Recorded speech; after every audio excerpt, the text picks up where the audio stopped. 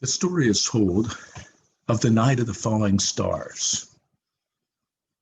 It was a dark night filled with the stars, but then they started falling, shooting across the sky. The villagers saw the stars and panicked. They thought their world was coming to an end, and so they ran to and fro throughout the village. The sky is falling, the sky is falling, the sky is falling. We're doomed. In the course of their running across town, they came to the home of the wise ones. And they knocked on their door, and the wise ones came out and they said, "Look up at the sky. The sky is falling. The sky is falling. We're doomed."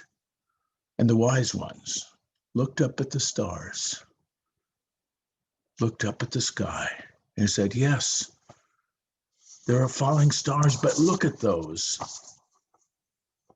Look at those that stay the same. Look at those that remain unmoved." Well, it's bedtime here on Cape Cod.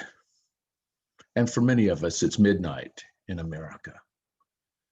We have been traumatized by what we've seen. We have been traumatized by images of an attempted coup, of taking over the Capitol, of representatives hiding under chairs, of people being egged on, being incited to violence in one of our most sacred American spaces. It looked like the sky was falling. And yet, some stars remain the same. Lamentations says, "The mercies of God never come to an end. God's love and mercy is new every morning. Great is God's faithfulness." The prophetic healer depends on both stability and change. The prophetic healer believes that God's mercies are new every morning, that God is doing a new thing, that God's doing something even right now in history to bring our nation back, to make America moral again, to recalibrate the moral and spiritual arcs that aim toward justice. God is doing a new thing, and yet God is faithful. God's love, God's vision, God's morality will outlast all the bloviators, the would-be dictators, those who try to separate us from one another. God's love is new every morning. God's mercies and grace transform us, and God is faithful.